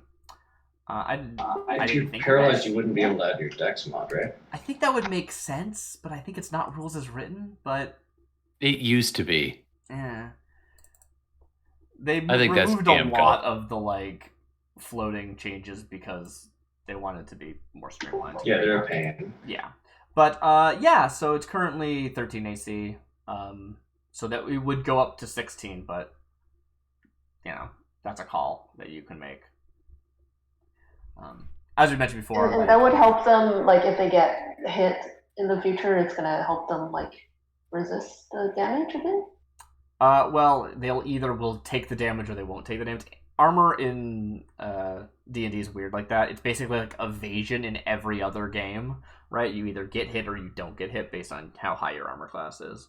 Oh, so it's not like you get hit, but then you It doesn't don't get hit as ablate much if you have damage. this. It either avoids it or doesn't avoid it, yeah. Oh, okay, never mind. Maybe I'll just stand over top Flynn and just be like, Great. yeah. Yeah, I think Aldrin says, are you going to watch him? And like pulls their rapier out again. And like, Okay, yeah, I'll be the human shield for Flynn. awesome, great. Aldrin starts to like move forward again. It's not their turn, but they start to stance up for that. Puddles, I see you're experimenting with your spells. Do you have a plan of action? No. Okay, it's your turn. All right. Go get him, buddy! I'm gonna sort of back away and keep. I hate that that's the thing. Stop it. Alright.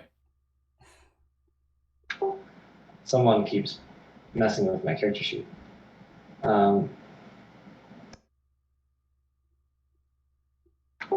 Yeah, I'm gonna just kind of back away from the creature and Great.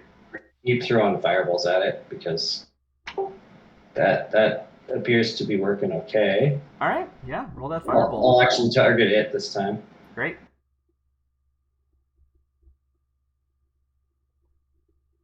That will hit. Would you like to roll damage with your 23? Just click on the word fireball. Damage? Pardon? Oh, I hit there. Yeah. Okay. Great. Firebolt hits in, 2 damage. And What about the plus I'll four? just have the D10 happen now because why not? I guess it doesn't. You don't get the bonus to damage, right? I think you should. I don't remember. Oh, you don't get I your guess it like doesn't. casting I'll modifier? look it up. No, you don't. No. Okay. Potent cantrip is an ability that most casters get at a high enough level, which allows them to add it, but that's it. Oh, all right. I will yes. roll the D10 now for the ongoing burning. Probably should happen a little bit later, but oh well, this is easier, says for me. Great. They take another 6 points of damage. They are not happy with this. And I just realized I never made another save for them to try and break out. Or do they have to do that as an action? Entangle? How does Entangle work? Entangle is annoying. I don't remember. Yeah, it's a really good spell. Either way. Who's next? It can use its action to make a strength check to to break out. Yeah, okay, that's what I thought. Yeah. Entangle, amazing spell. Don't have to just get a free save every time. Not like hold person. Pfft, who would use a spell like that? Cass. Yeah. What are you planning? If I just scamper up the tree more and find that I don't know. I guess I don't really have that much of a plan, but I know this is my chance. I gotta take it. So I'm gonna go scamper up the tree and try and get this wizard. Or great. Might be a horrible idea now to say it out loud, but I'm gonna do it. All right, you start to run up the tree. Your claws extend into the bark, and you start to rocket up it. You can see in the darkness, and you can hear the rat's movements, and you're on their tail. They are ahead of you. The figurative tail. They're ahead of you, but with your feline agility, either the literal ability, if you wish to use it, or by spending a bonus action to dash, you could catch up to them. Yeah, I think I will with my ability, yeah. Please read feline agility, or whatever it's called. I don't know if it's called that or not. Yeah, it's really not on my character sheet, but yeah, your reflex agility allows you to move for versus speed. When you move on your turn in combat, you can double your speed until the end of the turn. Once you use this trait, you can't use it again until you move 0 feet on one of your turns. Right.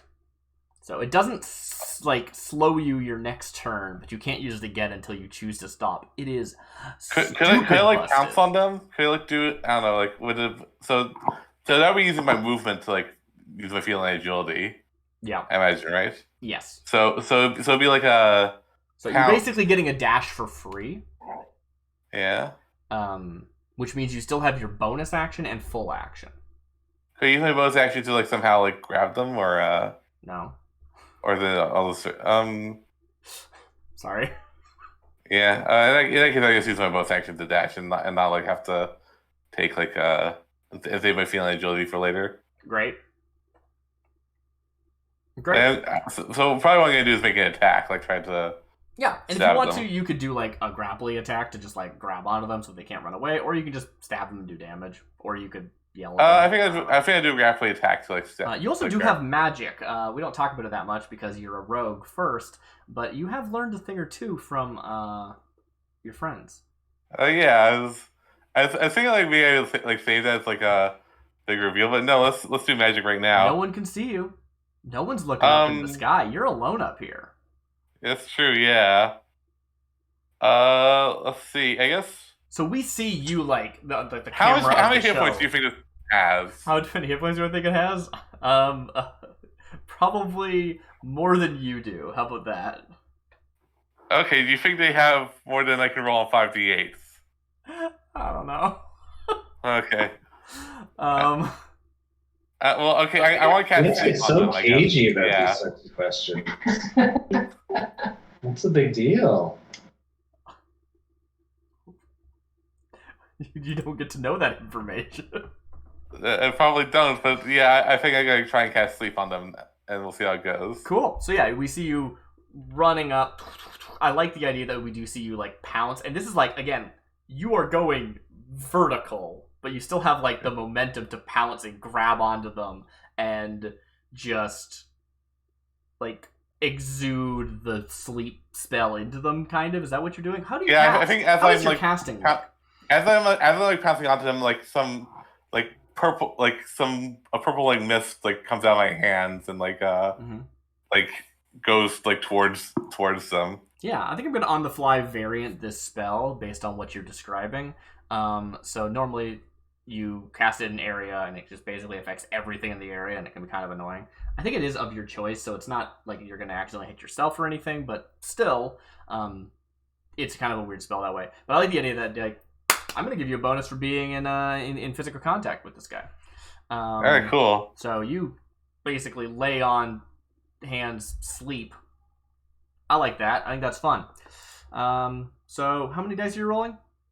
5d8s. It says Do you want to change that? Here, Yeah, you just know, go to let's 6. just like. Just go to 6. I was Alright. trying to figure out what's a reasonable bonus. 6 is fine. Yeah, you're not getting a full extra level of cast. Like, it would give you extra 2d8 per level. But we're just gonna do 1d8 for your for touch. So All right, cool. give me 6d8. Okay, and I will cool. Let's go. Find the health of this guy. Wait. 35. Are you giving it kitty biscuits until it falls asleep? Whoa, that is he damage. like a euphemism or something, or No, kitty biscuits, where they like need a blanket or something and then they fall. Anyway, that's 35 hit points of sleep you just rolled. Holy dough. You mean bacon biscuits. I got you. Yeah. He's pounced on them. I rolled 2 8s. Nice. And like nothing high, and like Yeah, you rolled very well on your 68. I mean, that would put me to sleep. I'm just saying. Yeah, they fall asleep. They are dashing up as you cast it. You jump, you grab onto them. The sort of purple mist comes out. They fall asleep. They are suddenly dead weight in your arms. Make me a saving throw. Strength, please. Oh boy. That's okay. Unless, I mean, you can also grab the tail. Sorry, grab the tail. Make either a strength save or a dex save. Strength is you try to grab them while you're on the tree, or dex is you get out of the way and let them fall. Oh boy. If you fail, either one, you get pushed down with them, no matter which one you chose. What do you say? No matter which one you choose, if you fail, they fall on you and you fall out of the tree with them on top of you. Rockabye, and you're kitty. More than 30 feet this time. I'm gonna say on the probably treetop. like 60, but let's make it 50. I have 15 hit points. Yeah. I think cast I know. self-preservation is gonna kick in like at this point. And when the wind blows, you get yeah, either okay, a dex yeah, save or I a strength will. save. Which do you want to make? Roll dexterity. Okay. Yeah, you get right out of the way. Very nice. Back on the ground. the barf rat will drop. Yeah. Flynn.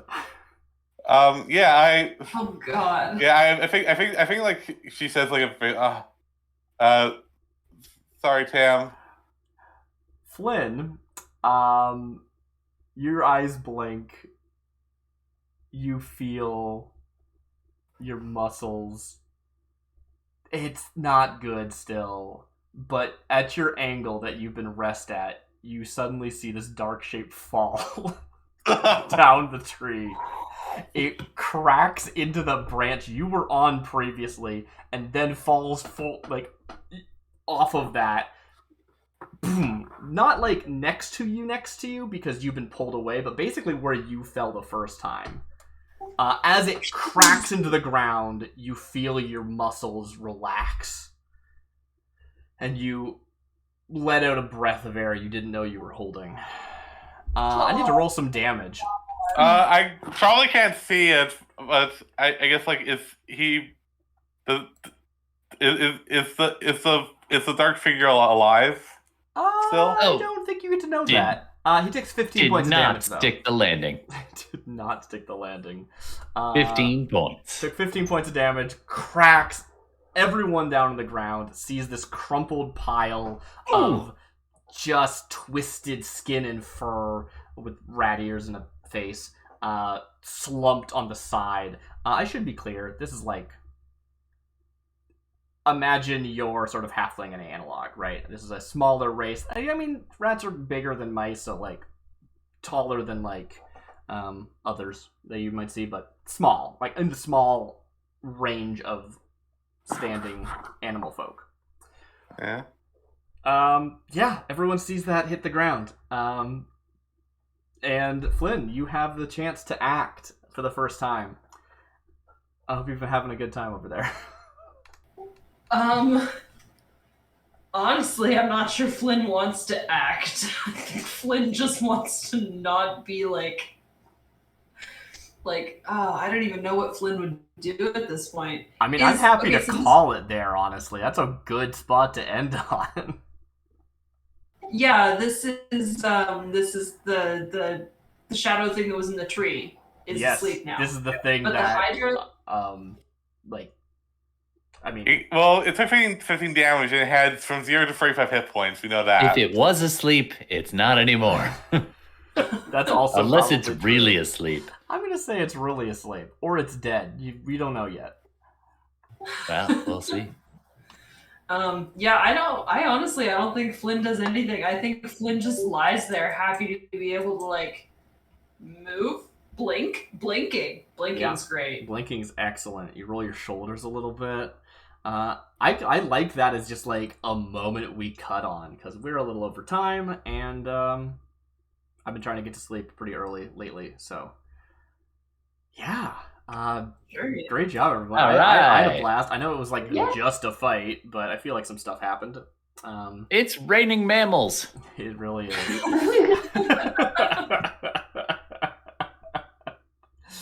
Cool. Picking up from here next time we're probably going to reroll initiative because I do not feel like keeping track of this. Fair. So hopefully everyone's okay with that. But that was basically the end of the initiative order. Aldrin would have gone again, and our new friends would have gone, and this big old creature. You know what? I'm going to make a quick strength saving throw and see if it breaks through because it can't get to anybody right now. How about I'm that? definitely gonna yell on a free action to those, if I can, to those mice and be like, "Get out of there!" Yeah, they weren't having a great time. Oh yeah, so we see in this moment of everything just happening, the wing on the side of this Hydra just like flexes out and tears at the entangling growth around it. We see all the like plants peel away and fall down as it screeches into the sky. But that was its entire action, and we will reroll initiative next time as we move into stage 2 of this fight. All right. Yeah, that's us. All right. Thanks, Darcy. Thanks, everybody. Sorry I was late. Thank you. I had a great time. Good session. Enjoyed that. I'm trying to make sure I'm keeping everything casual in my brain because, you know, this is about us hanging out and having a good game, not about me recording it. Yeah, Have a good night, fair. everybody. We'll see you next time. Good night, everyone. Good night. See you next week. Thank you.